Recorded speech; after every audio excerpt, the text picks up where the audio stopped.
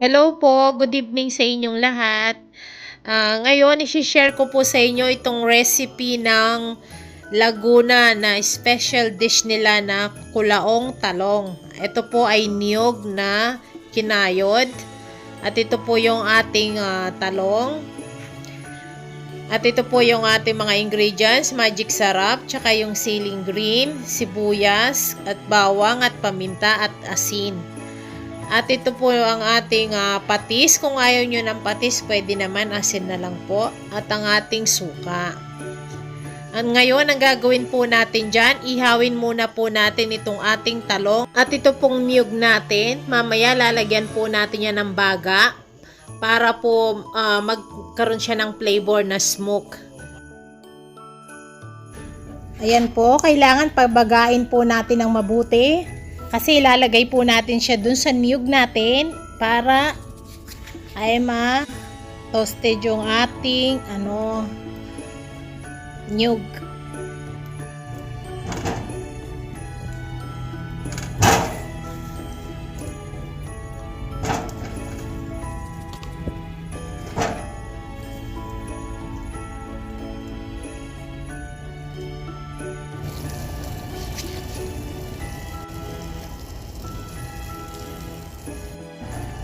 Ayan, luto na po yung ating talong. Ngayon, nanguhin na po natin sila at kukuha na tayo ng baga doon para doon sa niyog natin.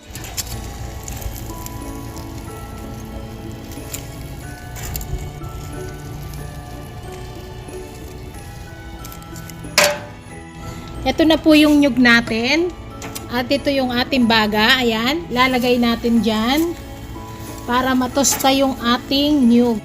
Yan po ang style ng kulaho. And then, tatabunan po natin siya ng ganito. Ayan. Takpan lang po natin siya. Hayaan natin siyang ganyan. Mamaya, buksan natin. Ayan po, nakikita nyo. Umuusok siya. Ayan o. Ganyan po ang style nito. Ayan. Para po matusta yun. Ngayon, ayan. Dark na po siya. Ilalagay na natin itong ating suka. Ayan. And then, takpan po natin siya ulit. Ayan. Ayan lang po natin dyan mga 10 minutes. And then, alisin na po natin yung baga.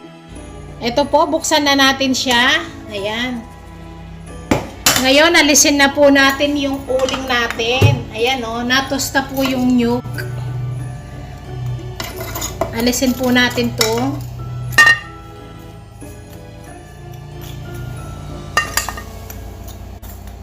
Ang sarap po nito. Ang kukunin lang po natin dito yung piga niya. At sasalain po natin siya ng mabuti. Ayan. Para yung pong nyug niya ay lasang smoke. Ayan. Ito na po siya, oh. Ayan. So, pipigaan po ngayon natin to. Kukunin natin yung kanyang piga. Ito na po yung talong natin na nahihaw. Ayan. Balatan na po natin ito. Okay? At yung ating sibuyas, bawang, ay tagtarin po natin silang maliliit. Ito na po yung gata natin. Ayan. Kailangan po kunin nyo po yung kanyang katas niya, yung kanyang gata na pure. Ayan. Ginamitan ko na po ng kamay para makuha ko yung gata niya ng husto. Okay? Pakita ko po sa inyo. Salain ko muna ito. Ito na po yung ating pure gata. Ayan, kung nakikita nyo po medyo siyang konti, dark siya dahil nga tinoasted natin yung coconut. Kung ayaw nyo po na ganong toasted yung coconut, katamtaman lang po yung iligay nyo na uling. At ito na rin po yung ating binalatan na talong. Okay? Buksan muna po natin to. Tignan natin kung baka may uod sila bago natin sangkapan.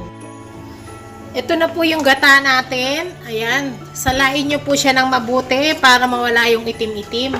So, ito na po yung ating garlic, sibuyas, tsaka yung siling haba. Lagay na po natin yan dyan. Pakuluin lang po natin ito. Pagkatapos po, ihalo natin siya dun sa talong natin. Lagyan natin konting magic sarap.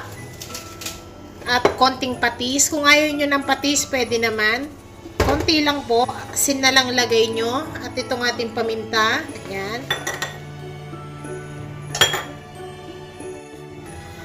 Ito ho, pag kumukulo ng ganito, pwede na to. Kasi yung iba ho, kahit na hindi po na nila pinapakulo, nilalagay po nila yan na fresh. So ako, pinakulo ko siya. Kung ano po yung gusto ninyo. At ito na po yung talong natin. Yan, hindi ko na po tinanggal to para design siya. Kung kayo gusto nyo pong tanggalin yan, pwede. Yan, ilapad nyo lang pong ganyan. And then, ibuhos na po natin yung kanyang gata. Ayan.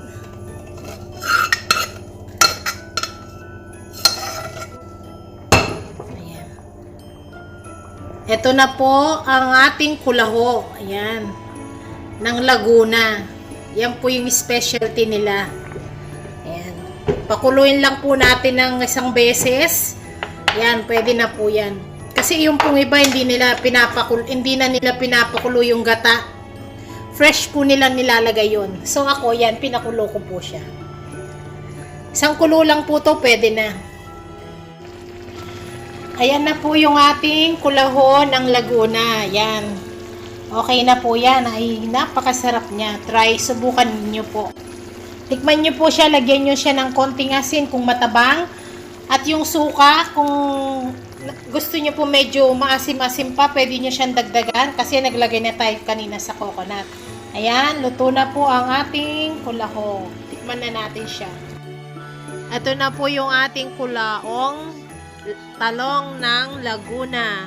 Ito po ang kanilang special dish nila. Ay napakasarap naman po, tikman ninyo.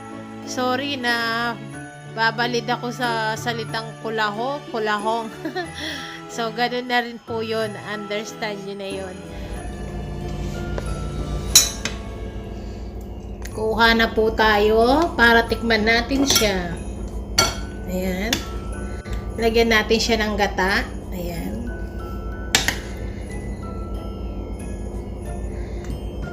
Tikman po natin yung kulaho ng Laguna.